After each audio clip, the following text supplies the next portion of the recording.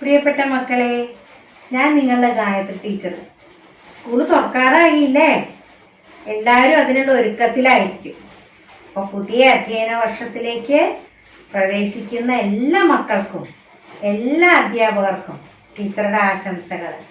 നല്ലൊരു അധ്യയന വർഷം ആവട്ടെ എന്ന് പ്രാർത്ഥിക്കുന്നു. അപ്പം നമുക്ക് നമ്മുടെ ക്ലാസ്സിലേക്ക് കിടക്കാം. എന്താ ടീച്ചർ പഠിപ്പിക്കാൻ പോണ അറിയോ? വ്യഞ്ജനാക്ഷരങ്ങളിലെ ട വർഗ്ഗമാണ് ഇപ്പോൾ നമ്മൾ എടുക്കുന്നത് അല്ലേ? ട വർഗത്തിലെ രണ്ടാമത്തെ അക്ഷരമായ ഠ എന്ന അക്ഷരവും അതുപോലെ മൂന്നാമത്തെ അക്ഷരമായ ഡ എന്ന അക്ഷരമാണെന്ന് എടുക്കാൻ പോകുന്നത്. അപ്പോൾ നമുക്ക് നോക്കാം. നമ്മുടെ ക്ലാസ് തുടങ്ങാം. ഓടി വരും മക്കളെ.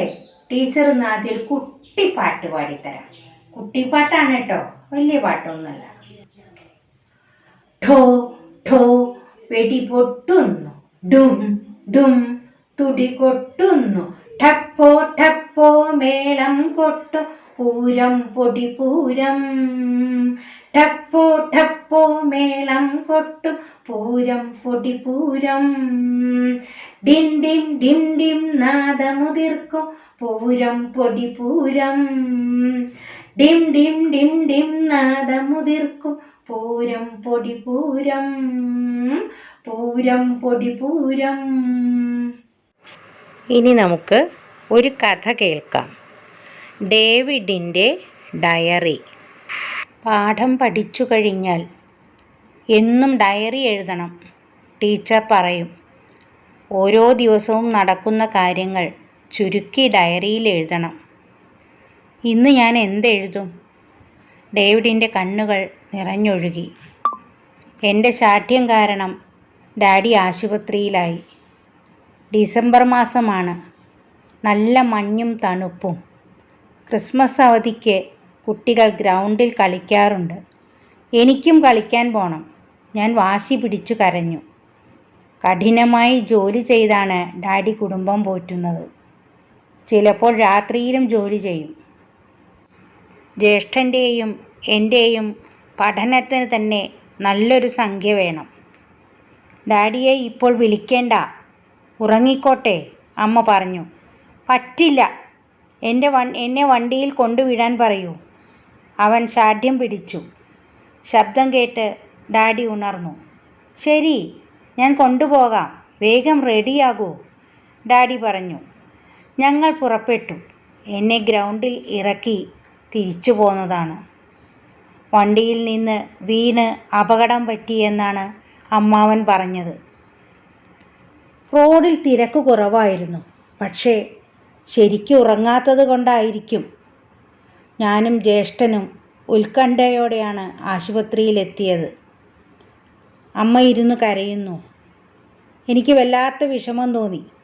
ഞാൻ കാരണമാണല്ലോ ഇതൊക്കെ സംഭവിച്ചത്. അമ്മാവൻ ഡോക്ടറെ കണ്ട് കാര്യങ്ങൾ സംസാരിച്ചു. പേടിക്കേണ്ട, കാലിന് ചെറിയൊരു പരിക്കേ പറ്റിയിട്ടുള്ളൂ, പെട്ടെന്ന് തന്നെ ശരിയാവും, ഡോക്ടർ പറഞ്ഞു. അത് കേട്ടപ്പോഴാണ് എനിക്ക് സമാധാനമായത്. ഒരിക്കലും നമ്മൾ ആവശ്യമില്ലാതെ ശാഠ്യം പിടിച്ച് മാതാപിതാക്കളെ ബുദ്ധിമുട്ടിക്കരുത്. എൻ്റെ അനുഭവത്തിൽ നിന്ന് നല്ലൊരു ഗുണപാഠമാണ് ഞാൻ മനസ്സിലാക്കിയത്. എല്ലാവരും കഥ കേട്ടുല്ലോ? കഥ ഇഷ്ടായോ? അതിൽ ഠ എന്നും ഡ എന്നും വരുന്ന വാക്കുകൾ ധാരാളമുണ്ട്. അത് വായിച്ച് മനസ്സിലാക്കുക. ഇനി ഠ എന്ന് എങ്ങനെ എഴുതാം, ഡ എന്ന് എങ്ങനെ എഴുതാം നമുക്ക് നോക്കാം. ആദ്യം നമ്മൾ ഠ എന്ന് എഴുതി നോക്കാം. എളുപ്പമാണ്. ഒരു വട്ടം ഇട്ടാൽ ഠ എന്നുള്ള അക്ഷരമായി. കണ്ടില്ലേ? അത്രേ പണിയുള്ളൂ. ഇനി ഠ വരുന്ന വാക്കുകൾ എങ്ങനെ എഴുതാൻ നോക്കാം. പാഠം, പഠനം, പീഠം, മിഠായി, മഠം, കഠിനം, കാഠിന്യം, ജ്യേഷ്ഠൻ, ഗുണപാഠം, ശ്രേഷ്ഠൻ. ഇനി ഡ എന്നെങ്ങനെ എഴുതാം നോക്കാം. റ എന്ന് എഴുതും പോലെ തുടങ്ങി വളച്ച് മേലോട്ട് കൊണ്ടുപോയി അതിലൂടെ തന്നെ താഴേക്കെടുത്ത് വീണ്ടും മേലോട്ട് വയ്ക്കുക. ഇങ്ങനെ വായിക്കുക, ഡ എന്ന് വായിക്കണം. ഇനി ഡ വരുന്ന വാക്കുകൾ: ഡയറി, ഡപ്പി, ഡൽഹി, ഡാലിയ, ഗരുഡൻ, road, radio, doctor, laddu, dance, ആഡംബരം, ഡ്രൈവർ. ഇതിൽ കുറേ വാക്കുകൾ നമ്മൾ ഇംഗ്ലീഷിലെ വാക്കുകളാണ്, പക്ഷേ അത് മലയാളത്തിൽ നമ്മൾ സാധാരണ ഉപയോഗിക്കുന്ന വാക്കുകളാണ്. മക്കളെ, ഇപ്പോൾ നമ്മൾ എന്തൊക്കെ പഠിച്ചേ?